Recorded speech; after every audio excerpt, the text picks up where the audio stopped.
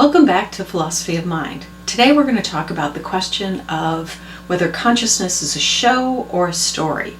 We've been talking about eliminativism, so take a minute to remember what eliminativism is. Pause the video if you have to.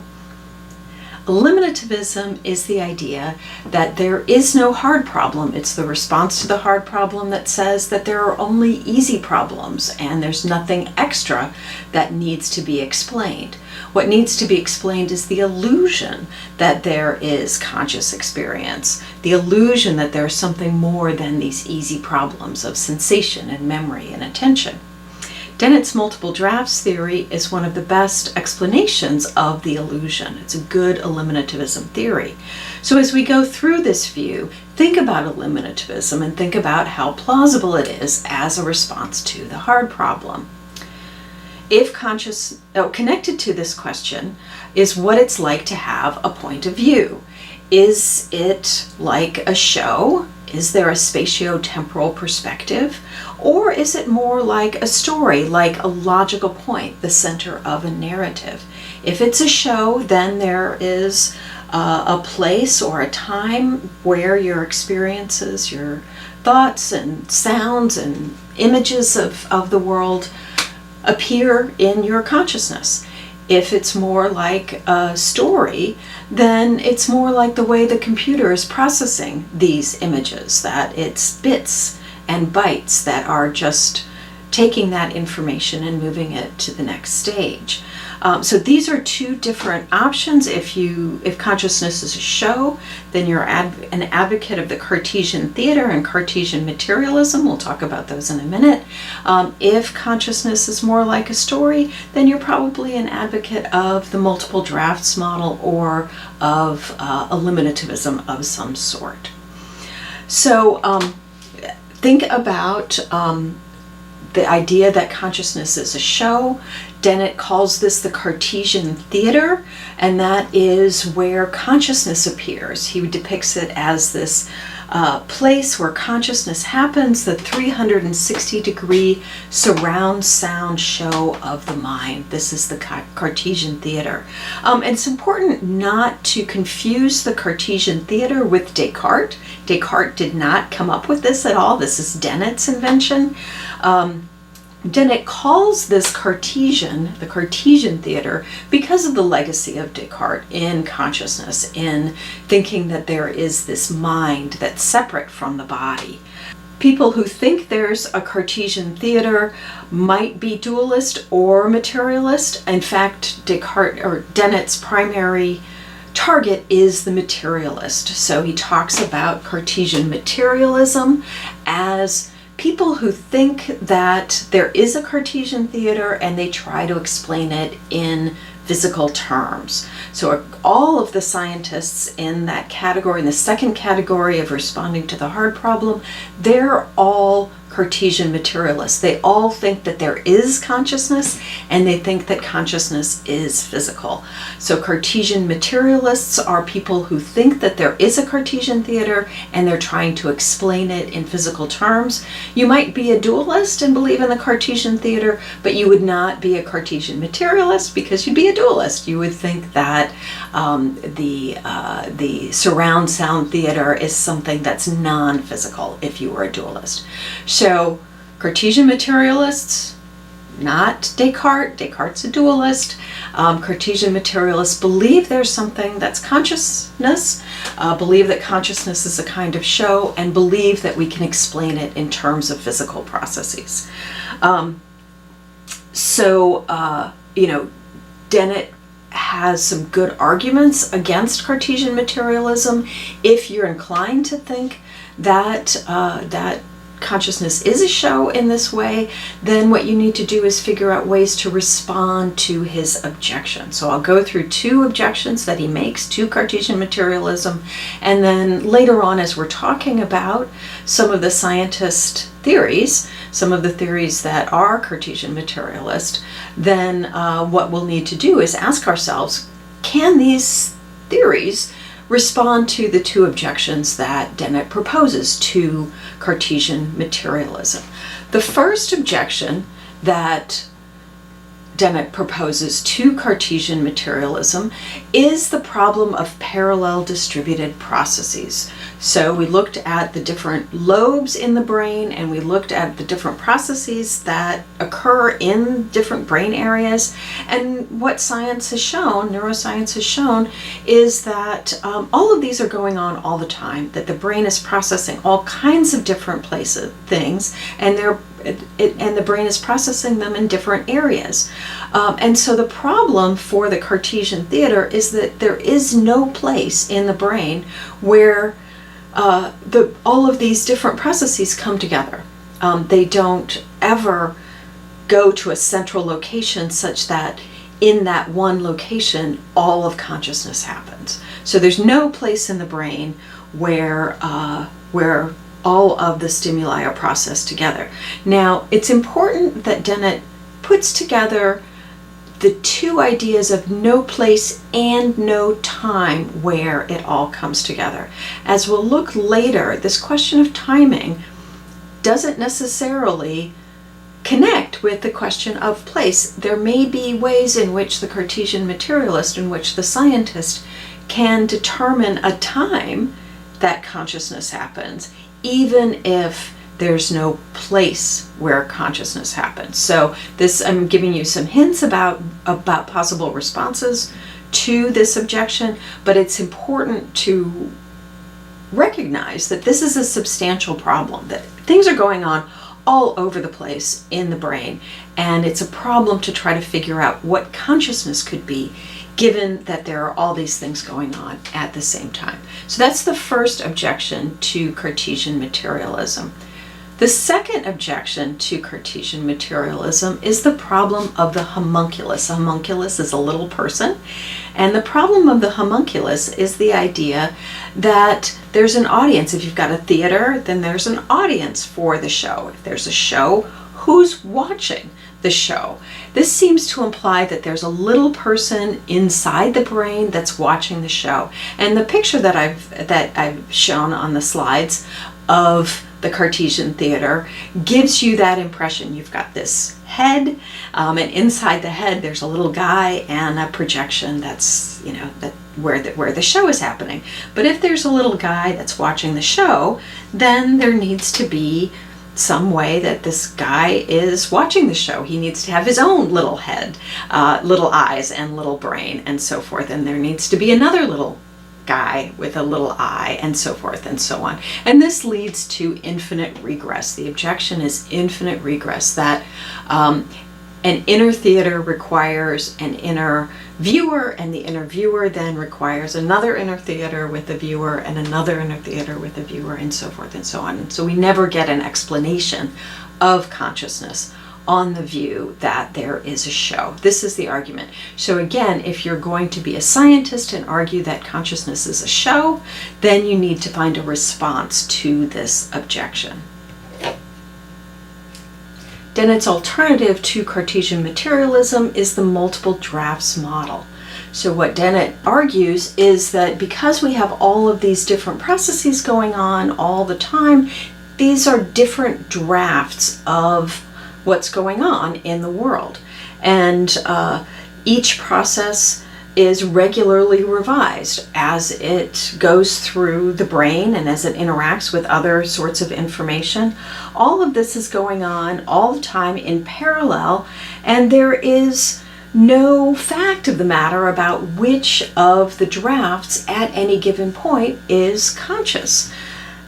That it all depends on when you ask and on what you ask, what kind of report will be produced about what you're conscious of at that particular moment. So Dennett describes consciousness as cerebral celebrity. He talks about it as fame in the brain, that what consciousness is just whatever gets famous, whatever gets reported. Whatever is remembered and reported is what counts as consciousness. There's no additional fact of the matter about consciousness. So here is an example of what Dennett's talking about in terms of being no fact of the matter. This is on page 113. This is the first full paragraph, the second sentence. Dennett says, "It is always an open question whether any particular content, thus discriminated through sensation, will eventually appear as an element in conscious experience, and it is a confusion, as we shall see, to ask when it becomes conscious. These distributed content discriminations yield, over the course of time, something rather like a narrative stream or sequence, which can be thought of as subject to continual editing by many processes distributed around the brain and continuing indefinitely into the future. So as you're experiencing the world, you're getting all kinds of sensations. They're being processed in your temporal lobe, your occipital lobe. They're being combined with concepts in your frontal lobe. All of this is ongoing at the same time as you're interpreting your environment. What counts as what's conscious is just what you say you're conscious of. So right now you might say you're conscious of X, Y, and Z, and then next week I ask you what were you conscious of today, and you say PQR, and neither one is more correct than the other. Whatever you're conscious of is what gets included in the narrative stream that constitutes your report about your experience. That's all there is. There's no additional in consciousness that we should be looking for. There's no additional consciousness something in addition to these sensory inputs, these different parallel processes, and your reports. So that's why this view is an eliminativist view. There's no hard problem. There's no additional consciousness that we're looking for. We just need to understand and solve for the easy problems of sensation, revision, report, memory, attention. These are all there is to consciousness, according to the multiple drafts model. And to try to illustrate that, Dennett talks about the joke about the Laffer curve. Laffer was an economist who proposed that there would be this nice smooth economic curve, that there would be an ideal point in a curve for government taxation between taxing at 0 when the government would get nothing and taxing at 100% where the incentive to work would be 0 because the government would be taking everything. So Laffer proposed there would be this nice ideal point between 0 and 100 that the government should tax at to get the maximum revenue. And it might not be a smooth curve, there might be more or less, but there would be something between 0 and 100 that you could determine. And the joke in the image is that taxation doesn't work anything like that, that you can have a very clear line at the beginning at the 0% to maybe 10%, and at the end maybe 100% and 90% there would be little incentive. But in between there are so many different factors for thinking about how much government revenue comes in and relative to taxes, what loopholes there are, what jobs there are, what sort of interest you get from your savings. These are all different factors that go into the relationship between taxation and revenue and, motivation to work. And so the actual economics of taxation is much more garbled, arguably. And Dennett wants to say, yeah, that's true. And in fact, the same thing applies in terms of processing inside the brain. We can say fairly clearly with agreement about the stimulus inputs and what's going on at the retinal level. Everybody agrees that retinal processing is unconscious. We have no control over that. And everybody agrees that the things that you report on are about your consciousness. And in between, these drafts that are going on in the brain, in between, that Dennett wants to say is like this neo-Laffer curve, this joke, where it's all just scrambled up and we can't say definitively where in the brain or when consciousness happens. And to illustrate this, Dennett talks about illusions, interpreting illusions like the white light that is. To talk about this, Dennett discusses two different interpretations of an illusion, like the illusion that you see with where it seems like there's a white dot that's traveling around the circle. In fact, the stimuli are simply blue dots flashing on and off, and the illusion is that there is a white dot that's traveling around the circle.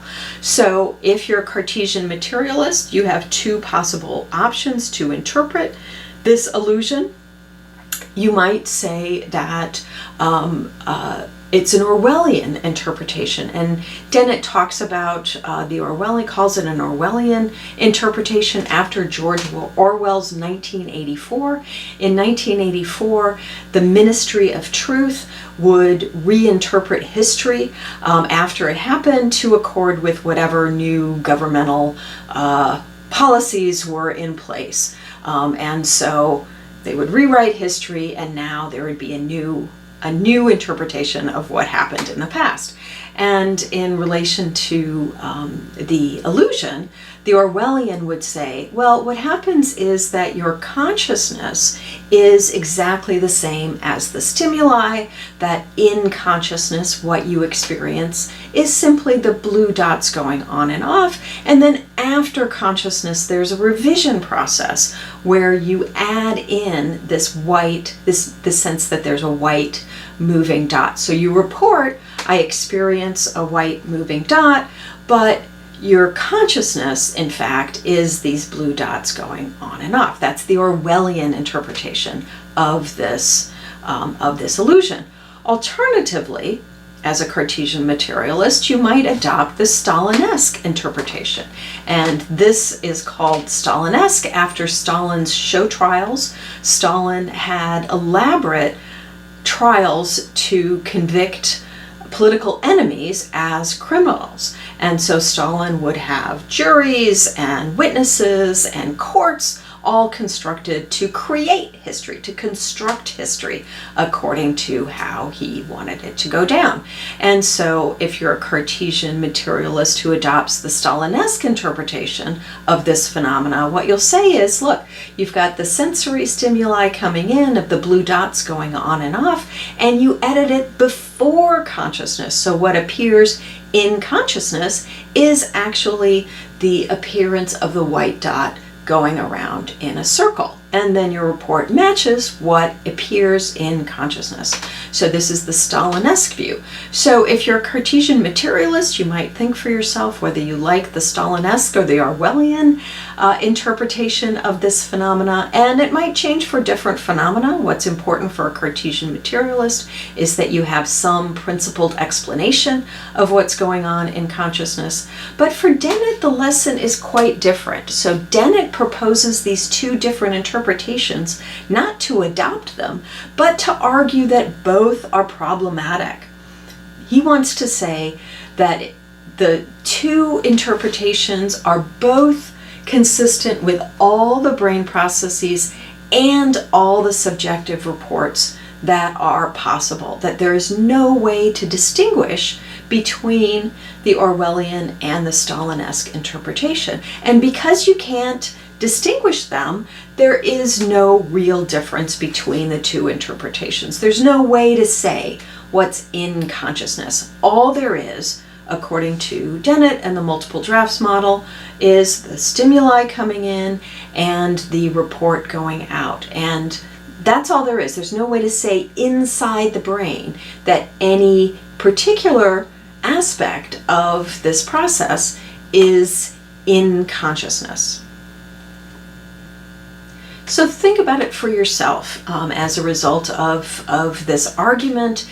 Do you think that consciousness is a show? Is the point of view that you experience a spatiotemporal point of view? Do you feel like you are the center of this 360-degree surround sound experience? Then you're going to be in the Cartesian materialist camp, and as a scientist, as a materialist, you would try to explain this experience, this show, in physical terms, in some way that avoids the objection of the parallel distributed processes and avoids the homunculus objection.